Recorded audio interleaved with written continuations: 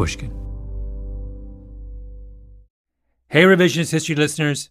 Before we get to our 6-episode series about America's gun problem, I want to remind you that you can binge the entire series early and ad-free right now with a Pushkin Plus subscription.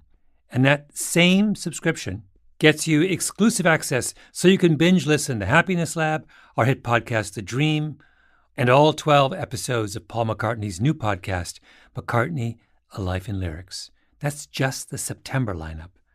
Sign up now on our Apple Show page or at pushkin.fm/plus.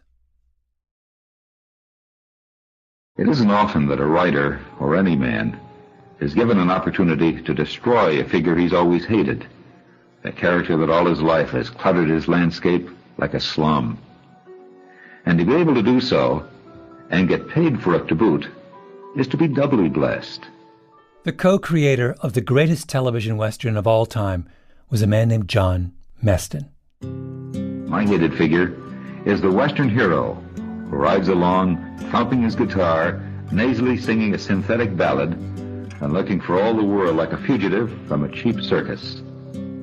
I spit in his milk, and he'll have to go elsewhere to find somebody to pour the lead for his golden bullets. Now, the best way to destroy something bad is to write it down with something better. And I've got a guy I think outclasses any of these phony big hats. Meston gave the world Gunsmoke, which ran on CBS for an astounding 20 seasons, from 1955 to 1975. One of the most widely watched TV shows ever. When its run finally ended, the LA Times film critic referred to it as our own Iliad and Odyssey. Only in the place of Odysseus and Achilles, Meston gave us Matt Dillon. Lanky, laconic, impossibly brave. One of the great reluctant heroes in television history. His hair is probably red if he's got any left. He'd be handsomer than he is if he had better manners. But life and his enemies have left him looking a little beat up. And I suppose, having seen his mother back about 1840, struggling to take a bath in a wooden washtub without fully undressing, left his soul a little warped. Anyway, there'd have to be something wrong with him, or he wouldn't have hired on as a United States Marshal in the heyday of Dodge City, Kansas. Dodge at that time was the wildest town in America, and it was populated by men just as warped and more so than Matt Dillon. My name is Malcolm Gladwell. You're listening to Revisionist History, my podcast about things overlooked and misunderstood. This episode is about Westerns and the long shadow they've cast across American life. It's possible you've never thought about Westerns. Maybe you've never even seen one, but your parents, and particularly your grandparents, most certainly did. In the mid-1950s, Westerns took up a third of all evening television viewing time. If you lived in a major city like New York, you had your choice of 51 different Westerns in a given week. And what were Westerns? Well, they were stories about big, strong men. The heroes of the top 6 Westerns of 1962 averaged 6'4" and 210 pounds. White, big, strong men. There wasn't a lot of ethnic variation in the TV Western. There weren't a lot of women or families, even though the reason all those pioneers moved to the Wild West was, of course, to provide a better life for their families. There wasn't a lot of moral ambiguity or introspection or shades of gray. These were action shows. But what was there a lot of? There were a lot of guns. And in this installment of our series on gun violence, I want to figure out what it means that an entire generation of Americans grew up watching a world in which big, strong men shot at each other with guns, in the absence of any kind of cultural or moral or psychological ambiguity. Our case study, Gunsmoke, the greatest of all the TV Westerns, and one episode in particular, Season 1, Episode 8, Kite's Reward. Picture a long, dusty street straight out of the Old West, downtown Dodge City, the most infamous of the cattle towns of the 1870s. long row of ramshackle wooden buildings, bars, stables, a general store, cowboys sauntering to and fro. Our hero, Matt Dillon, is sitting on a porch talking to his friend Chester. They spot a man, a stranger, lurking around the Long Branch saloon. Then a second stranger, much younger, handsome, blonde, approaches on horseback and dismounts. Who's that? Never saw him before. Some trailhand come to lose his wages. Probably. The blonde man walks into a bar, orders a beer. The older man, the one who had been lurking, follows him in, pulls out his six-shooter, and says in that biting tone peculiar to this era of TV villain, Turn around. Keep your hand away from that gun. I'm gonna take your gun. No, you're not. You wanna die? Don't matter none to me. Then go ahead. All right. But the young man is much too quick for his foe. He pulls out his revolver in what seems like a heartbeat. His pursuer lies dead on the floor, just as the man of the law, Marshal Matt Dillon, comes rushing in. Self-defense, Marshal, you saw it. I want your gun. That ain't right. It was self-defense, pure and simple. I said I want your gun.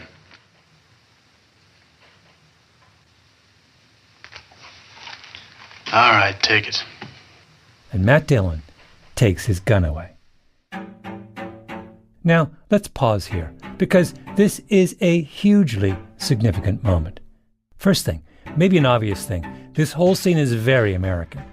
CBS made a Western set in Canada at around the same time. It was about a Mountie named Sergeant Preston, who went around saving damsels in distress with the aid of an adorable dog named King. Sergeant Preston never resorted to violence. He relied on his wit, his courage, and the assistance of his adorable dog, King. How did every episode end? Sergeant Preston turns to King and says, "Well, King, this case is closed." I mean, how Canadian is that?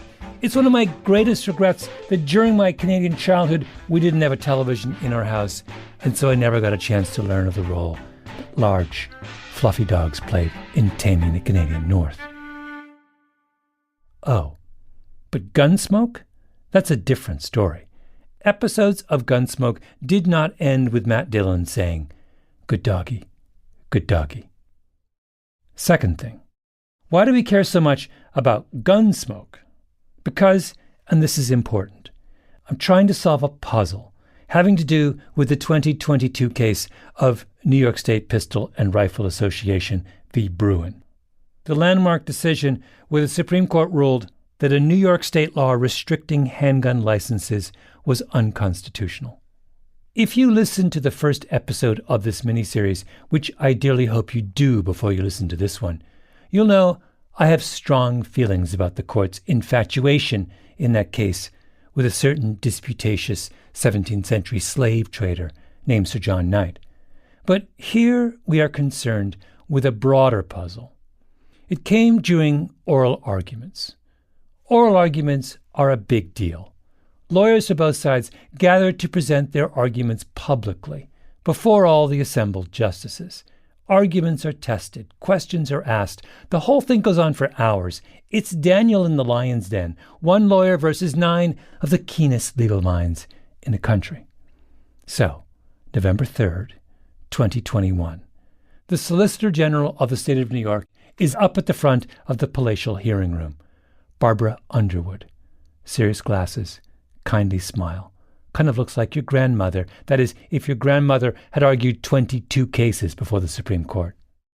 Mr. Chief Justice, and may it please the Court, for centuries, English and American law have imposed limits on carrying firearms in public in the interest of public safety. She begins with a detailed explanation of how New York State is justified in not letting anyone carry a handgun who wants to carry a handgun.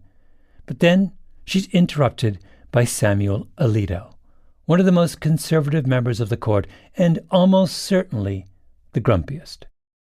Could I explore what that means for ordinary, law-abiding citizens who feel they need to carry a firearm for self-defense? So I want you to think about people like this, people who work late at night in Manhattan. It might be somebody who cleans offices, it might be a doorman at an apartment, it might be a nurse or an orderly, it might be somebody who washes dishes.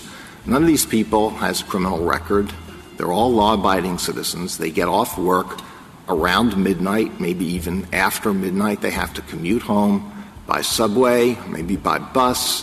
When they arrive at the subway station or the bus stop, they have to walk some distance through a high-crime area. They're scared to death, Alito said, so why shouldn't they be allowed to carry a handgun on their subway ride home? Now, it should be pointed out that Barbara Underwood has spent years working in the DA's office in Brooklyn, Manhattan, and Queens. She's a New Yorker. She's familiar with the subway. Alito, meanwhile, is a kid from New Jersey, went to school at Princeton, worked most of his life in the New Jersey suburbs before moving to the Washington, D.C. suburbs. I'm going to guess that most of what he knows about the New York subway is from old Beastie Boys videos that he was trying to stop his kids from watching. So Underwood says, as any longtime subway rider would say, I think the extra problem in Manhattan is that your hypothetical quite appropriately entailed the subways, entailed public transit, and there are lots of people on the subways even at midnight, as I can say from personal experience, and the particular specter of a lot of armed people in an enclosed space. There are a lot of armed people on the streets of New York and in the subways late at night right now, aren't there? I don't know that there are a lot of armed people. No? First thing here, Alito clearly thinks New York City is some kind of modern-day Dodge City. It's not, of course. It's one of the safest big cities in the country. The number of gun crimes per capita in New York City is a fraction of what it is in, say, Jacksonville, Florida, or New Orleans, or Birmingham, Alabama, or literally dozens and dozens of other American cities. New York City is an exception to the general tide of violence in the United States, in part because of the law that the Bruen case seeks to overturn. But whatever. Something about the idea of New York City makes Justice Alito very nervous. And he thinks, as a result, the prudent course for any late-night commuter is to be packing heat. But Underwood knows different. There are a lot of people on the subway, even at midnight, as I can say from personal experience. Lawyers work late. Lots and lots of times, she's taken the 2 or the 3 or the 8 train back home at night. She did not find the experience as terrifying as Justice Alito apparently believes it to be. And as he's talking, she's clearly imagining the alternate universe where Alito gets his way. It's late at night. There's a confrontation at one end of the car. One guy pulls a gun because, per Justice Alito's instructions, he's come prepared for anything untoward happening. In response, the other guy pulls his gun. The two of them start shooting, but of course they're terrified, and they're spraying bullets everywhere because handguns, as even the most devoted gun lover will tell you, are really, really hard to shoot accurately, even under the best of circumstances, with people who know what they're doing and practice every day. And these are not the best of circumstances, and these are not people who practice every day. They are, in Justice Alito's hypothetical, doormen, nurses, and dishwashers. People who have worked long, hard days and are exhausted and have kids at home and don't exactly have the time to drive to a shooting range every weekend and fire through 200 rounds. So there's bullets everywhere. And everyone else on the train is screaming and rushing to one end of the car and hammering on the doors and climbing over each other to get out, but of course they can't. There's glass everywhere because one of those errant shots took out a window, blood on the floor. A third person and then a fourth pull out their handguns because everyone's gotten handgun fever. And just then, the train goes underneath the East River for like 2 minutes. And the lights go out, which they sometimes do. I mean, I guarantee you, as someone who has taken the subways, like Barbara Underwood, for most of my adult life, this is the number one nightmare scenario of every single New Yorker. But not for Samuel Alito of Hamilton Township, New Jersey.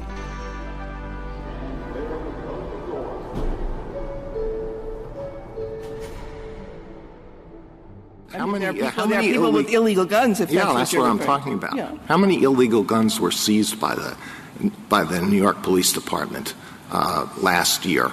Do you have any idea? I don't have that number, but I'm sure it's a substantial number. But the people, all these people with illegal guns, they're on the subway, they're walking around the streets, but the ordinary, hardworking, law-abiding people I mentioned, no, they can't be armed. Samuel Alito is in the grip of a peculiar and powerful fantasy that says that below the surface of one of the safest cities in the country, late at night, all rules of civilization have been suspended. You're on your own. And Barbara Underwood, who no doubt prepared long and hard for this date before the highest court in the land, does not seem to have prepared for this. I mean, who would? How would she have guessed that Samuel Alito thinks the A Train is Lord of the Flies? Well, I think the subways when there are problems on the subways, are protected by the transit police is what happens, because the idea of proliferating arms on the subway is precisely, I think, what terrifies a great many people. The other point is that proliferating guns in a populated area where there is law enforcement jeopardizes law enforcement, because when they come, they now can't tell who's shooting, and the shooting proliferates and accelerates. She's trying really, really hard at this point, not just to say, "Are you effing kidding me, Jersey boy? Have you ever ridden a subway before?" But Barbara Underwood is a lawyer of long experience. Her obligation is to her client, not her own mounting feelings of incredulity. So she takes a deep breath and holds it in.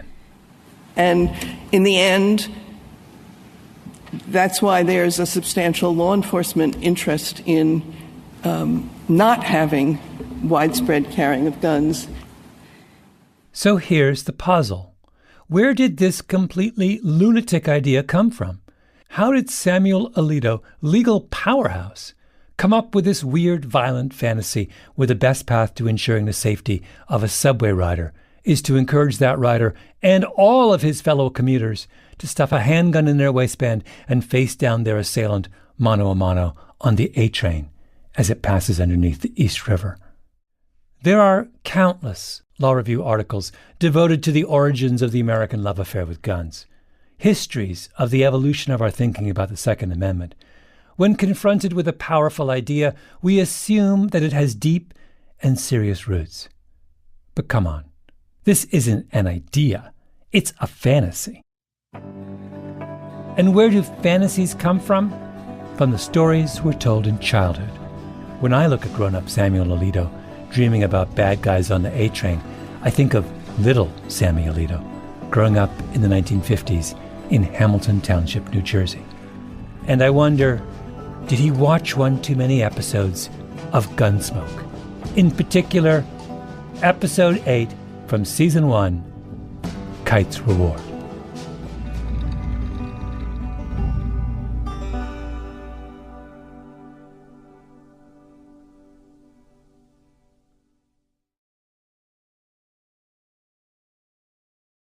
In the 1870s, cattle would be herded to market from Texas to Kansas, up to the so-called cattle towns that were junction points connected to major railway lines.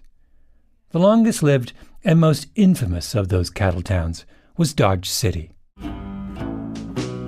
It sits on the banks of the Arkansas River and was connected by rail to the east to Kansas City. In its heyday, Dodge City was like Fort Lauderdale during spring break, only with a fraction of the girls.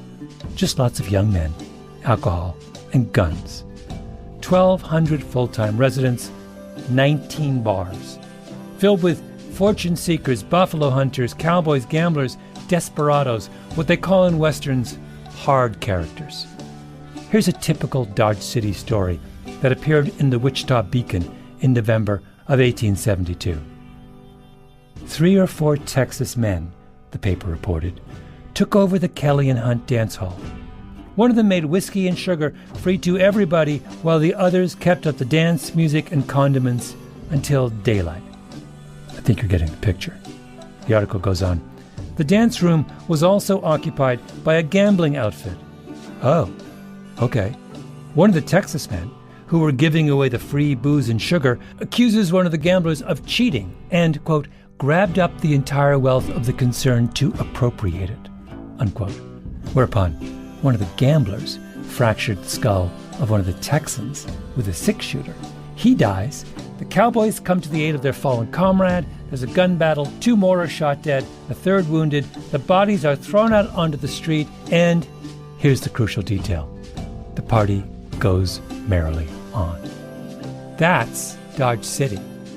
As you can imagine, the tabloids of the era couldn't get enough of this.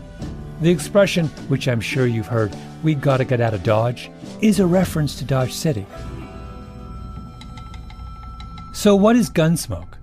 It's a TV show set in Dodge City, where the hero, Matt Dillon, has the job of restoring law and order amidst the mayhem. Every other episode begins with a shot of Dillon squaring off against a bad guy on the main street of Dodge.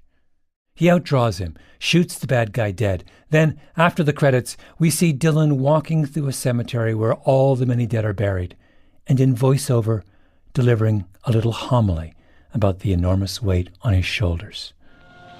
They all drifted here to Dodge City, one time or another. The Buffalo Killers, the Saddle Bums, the Spoilers.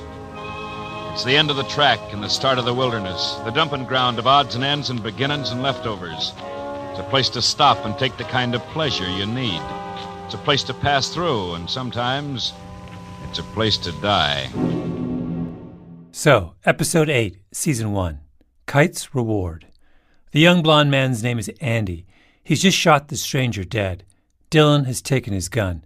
They go back to Dillon's office, where Andy is given a lecture. Trouble sure come running after you in a hurry, didn't it? What's a man supposed to do in this town? Stand there and take a belly full of bullets? Then Dillon says, "I can give you back your gun, but I think you shouldn't wear one anymore. You're too good with it. You're going to get a reputation.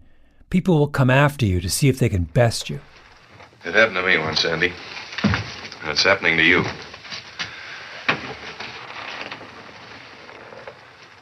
Anybody who can use a gun the way you can has to make a choice.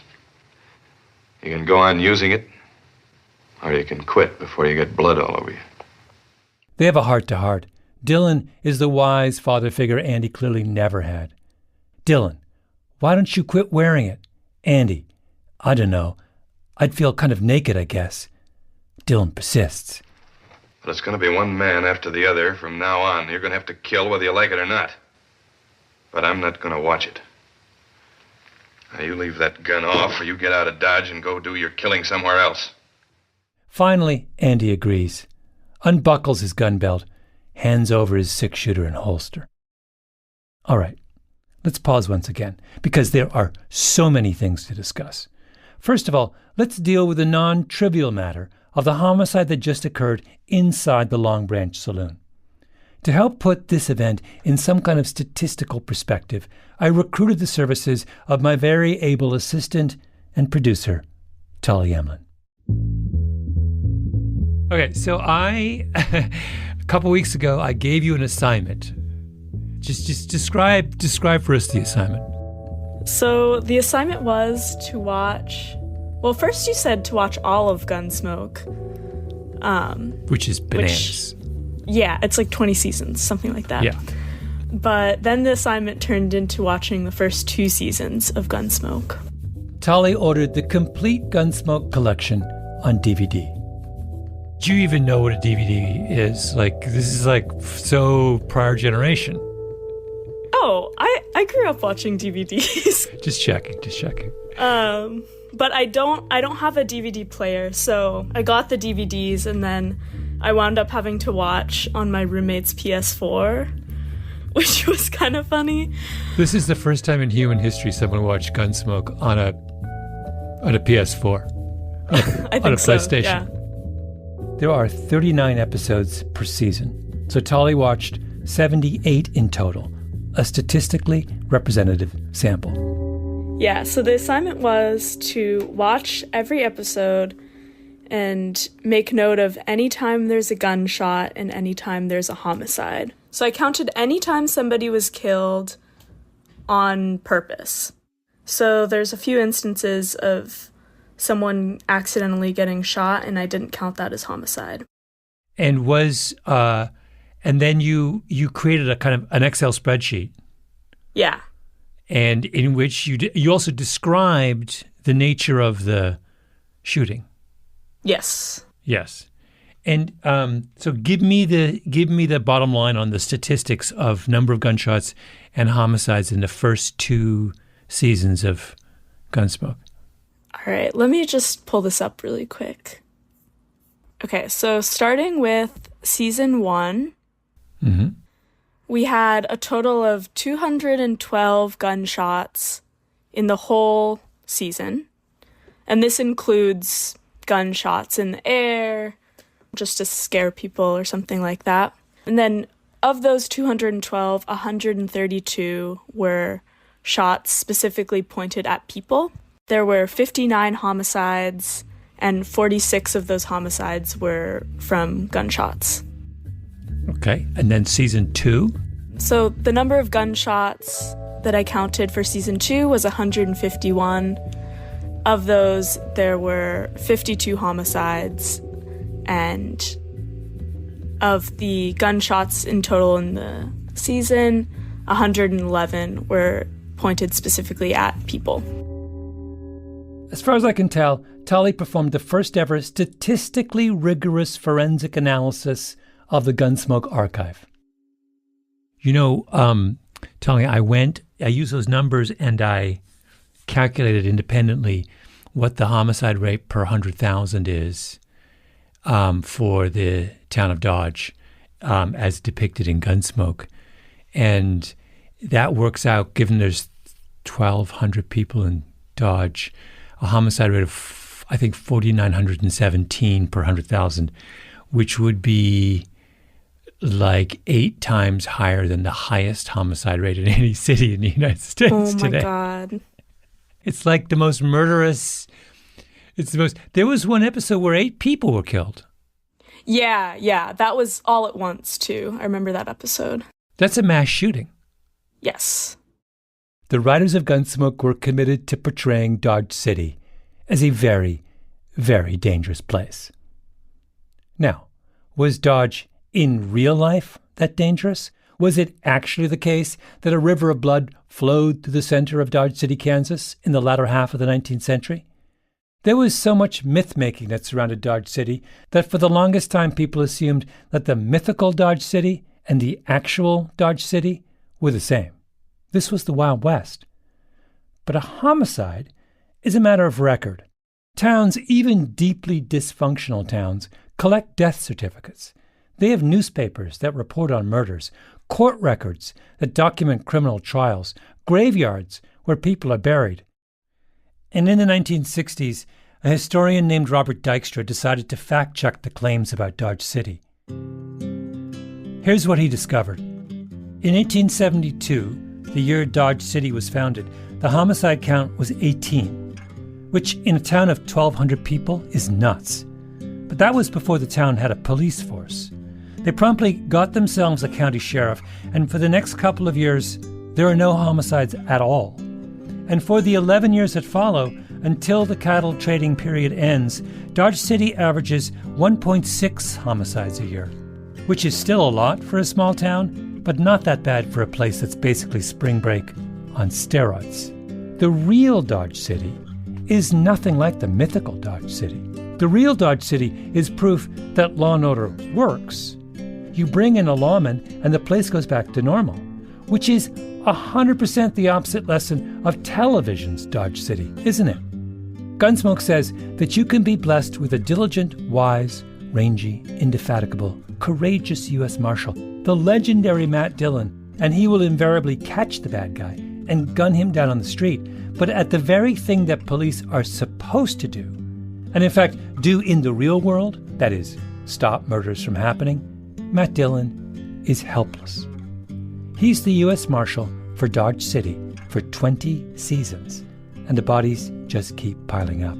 He's the head of law enforcement in a town with an implied homicide rate 80 times higher than St. Louis, Missouri, the murder capital of the Western world. He's terrible at his job. He should have been run out of town. And yet, he is not. Because in the bizarre fantasy being peddled by Gunsmoke, there are so many bad guys and so many guns and so many shootouts in bars that every man must take responsibility for protecting himself.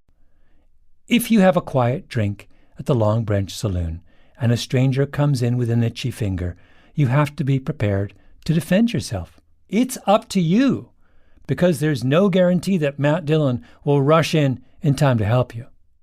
Now, do I worry that lesson reverberated with little Sammy Alito watching Gunsmoke on his parents' black and white RCA back in Hamilton Township, New Jersey? Yes, I do.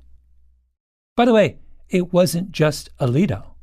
Right after Alito goes off on his strange rant about the perils of the A train, guess who chimes in? Justice Brett Kavanaugh. Of course he does. Brett Kavanaugh, child of the Washington, D.C. suburbs, whose only experience of mass transit was being carpooled to private school in the back of his mother's Dodge minivan. What if you're a runner? You say, I run a lot. And as you correctly pointed out earlier, there are a lot of serious violent crimes on running paths. It's a real problem. It's a real problem? Justice Kavanaugh now wonders if the runners of New York would be well served strapping on a Glock in order to defend themselves against the murderous grievances of their fellow joggers as they trudge their way around the Central Park Reservoir. If Barbara Underwood was taken aback by Sam Alito, then Kavanaugh, she's like, what is happening? She tries to explain. Have you thought about what would happen if New York issued a handgun to anyone who wanted one? The problem with the shall issue regimes is that they multiply the number of firearms that are being carried in very densely populated places, and there is a much higher risk, without assuming any ill intent on the part of the carriers of weapons. They greatly proliferate the likelihood that mistakes will be made, fights will break out. Barbara Underwood dearly does not want to find herself in the middle of a gun battle when she walks her dog around the reservoir on a Sunday morning. But she's not up against a rational argument here.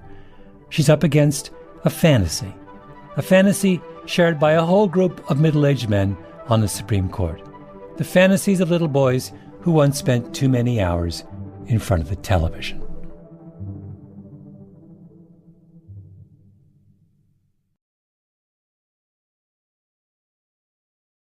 The heyday of Dodge City, the real Dodge City, overlaps with the invention of one of the most important firearms of that era, maybe one of the top 5 most important weapons ever, the 6-shooter, patented by Samuel Colt, perfected by Mr. Smith and Mr. Wesson.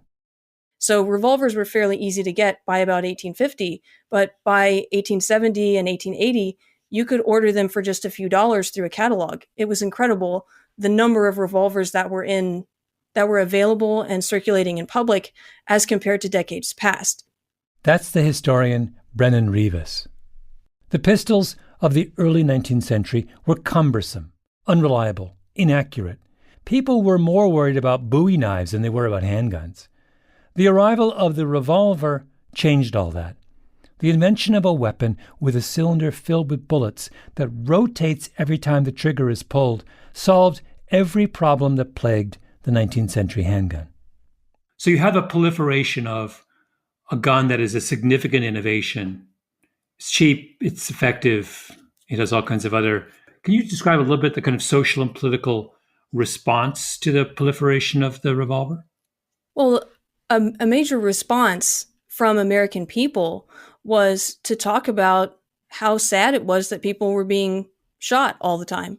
You see a tremendous outpouring of sadness and frustration that lives are being lost, people's lives are being ruined, all as a result of someone resorting to using these really deadly weapons. So the social response was something that we're not altogether unfamiliar with. The primary media of the day talking about and lamenting the loss of life as a result of these weapons, and saying that something should be done. Walk me through the various strategies that were tried in this era in response to the revolver. Well, the first strategy is what scholars are now calling public carry laws. And they started out by prohibiting, in statutory language in clear black and white, you can't carry or conceal these certain weapons in public spaces, and there would be some sort of a penalty. There were laws prohibiting guns from certain sensitive places, taxes imposed to make guns more expensive. If we just use Texas as our example, so how many of those strategies are being deployed in Texas in the latter part of the 19th century? I believe all of them except for personal taxation and banning the sale of certain weapons. So in Texas, by 1900 in Texas, there was a sensitive places law that was very broad. It covered everything from polling places on election days to circuses. Any public gathering was a disarmed space. There was also a public carry law that applied not only to concealed weapons, but to openly carried weapons as well. So you could not carry a Bowie knife or a pistol or various other concealable deadly weapons in public beyond the confines of your own property at all. By the turn of the 20th century, there were also taxes on gun dealers and a law against selling arms to minors. So Texas gun laws in 1890 are way more restrictive than they are in 2023. Yes. And is Texas an outlier in those years? Are there other kind of large states that have similar kind of positions on gun violence to that? I would not say Texas is an outlier. It was a very common approach. Huge parts of the country were covered by gun control laws in the 19th century, laws that would seem unacceptable today. That's how much people were spooked by the rise of the revolver. There's even a subspecialty of American history devoted to digging up all the old gun laws that were on the books around this time. Patrick, can you do me a favor? Can you pull up the list of cities that you know had gun control ordinances in the late 19th century, and just read me 20 of the city names? Okay, I'll go to my appendix because I have these things all over the place. This is Patrick Charles, one of the leading gun law sleuths. All right, that's good. So I think great examples are, so if we go to California, right, we got Sacramento, we've got San Francisco, Napa, Santa Barbara, Los Angeles, Alameda. If you go to Kansas, these are cities that probably, unless you're from Kansas, you don't even know. Argentine, Lake Elfos, Concordia, Coffeyville. But then if you go beyond that, we've got places such as, Brooklyn was not always part of New York City. You got Brooklyn. You've got Nashville, Tennessee, St. Louis, Missouri, Wheeling, West Virginia, St. Paul, Minnesota, Berlin, Wisconsin, Evanston, Illinois. There's also Chicago had it. So stop there. Guess who else had a gun law in place? Dodge City, Kansas. After that first murderous season in 1872, the town cracked down. At the bridge over the Arkansas River, which every cowboy crossed on his way into Dodge City, there was a big sign: the carrying of firearms strictly prohibited. The law said that you had to check your gun at the sheriff's office or town hall or some other designated building. One spot was the local brick factory. The owner said that at one point he had hundreds of revolvers stacked up in his storeroom. You got a chit, like a coat check token, which you turned in for your gun when you left town. In Dodge City, the penalty for breaking that law was $100 or 3 months in jail, or both. When the murder rate ticked back up to 1 or 2 a year, the local paper got all upset and accused the police of going easy on gun owners. Like the time when the marshal took a gun off a drunken troublemaker in a bar and foolishly gave the gun to the man's boss, who promptly gave it back to his employee, who then killed somebody. Not smart. So Gunsmoke comes along in the mid-1950s. And in its first season, with half the country's television audience watching, it introduces us to their version of Dodge City, the world's most dangerous place. And in those first few episodes, it has to deal with the question of what Matt Dillon, the symbol of law and authority, should do about this extraordinary violence. He can't turn a blind eye to it, can he? Oh no, he has to take action. They decide to have him try what his real-life counterparts tried: gun control. So Matt Dillon takes away Andy's gun, and Andy is transformed. Our blonde-haired gunman gets a job at the local stables. The owner loves him, says, "I wish he was my son."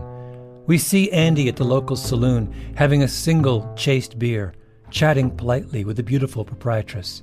A bully challenges him to a fist fight. Andy drops him with a punch. Matt Dillon looks on admiringly because he has liberated Andy from his gun.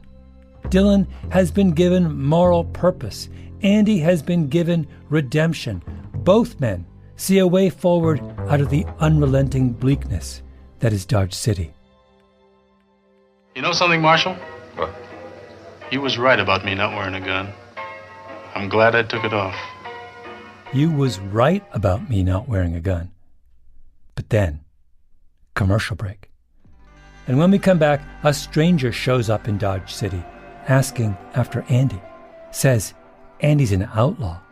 Says Andy used to be part of the Fisher gang down in Laramie, Wyoming. There's a bounty on his head, $1,000, dead or alive. The stranger finds Andy in the stables, says, "You're coming with me." Andy says, "No way." Andy goes for his gun, but he's got no gun. Matt Dillon took it. He grabs at air, and the bounty hunter shoots him in the chest. Matt Dillon rushes in. Too late. He goes to the stricken Andy, lying on the ground. I forgot. Forgot about my gun. I went for it before I remembered. Didn't work out so good, did it, Marshal? Not so good.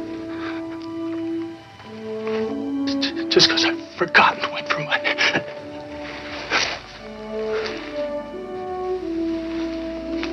He dies, and the bounty hunter turns to Matt Dillon. He went for his gun. I had to kill him. Dillon is gazing, grief-stricken, into the endless prairie horizon. No, you didn't kill him. What? I killed him. And somewhere in the suburbs of Hamilton Township, little Sammy Alito, already dreaming of one day wearing the long black robes of the High Court, learns a lesson he will never forget. Guns don't kill people. Gun control does.